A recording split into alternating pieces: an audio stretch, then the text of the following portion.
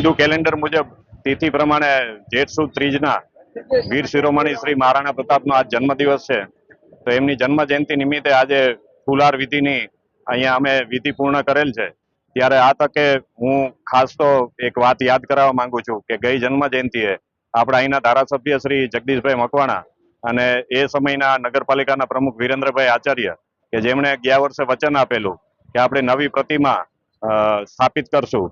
તો એ સાથે સમગ્ર ક્ષત્રિય સમાજ અને અન્ય સમાજની એવી માંગણી છે કે અહીં ધોળીપોળમાં આપ જોઈ શકો છો અત્યારે આ પ્રતિમા કે સાઈડ ઉપર આ પ્રતિમાનું અહીં સ્થાપન થયું છે.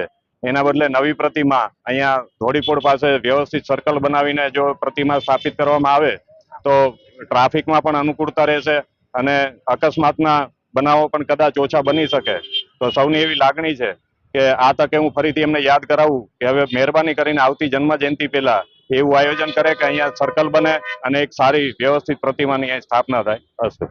આજે 484મી વીર પુરુષ મહારાણા પ્રતાપની જન્મ જયંતિ હોય અને આજે અમે સમગ્ર ઝાલાવાડ સત્ય સમાજ, અખિલ ગુજરાત નિવાસન, કરણી સેના અને જે સંસ્થાઓ બધી છે, શ્રી હરશક્તિ મને બધા દ્વારા એક પુષ્પાંજલિનો પ્રોગ્રામ રાખેલો છે. આપને ખ્યાલ છે કે ભારતની અંદર હિન્દુત્વનું જો કોઈ રક્ષા કરી હોય, જે સ્વાભિમાન અને અસ્મિતાની જે રક્ષા કરી હોય, તો વર્ષો સુધી મહારાણા પ્રતાપ સાહેબ મોગલ સામ્રાજ્ય અમે લડી અને વર્ષો સુધી જંગલમાં રહી, જેને કહેવાય કે ઘાસના રોટલા ખાઈ અને આ ભારતના દેશનું રક્ષણ કર્યું છે, હિન્દુત્વનું રક્ષણ કર્યું, સનાતન ધર્મનું રક્ષણ કર્યું છે.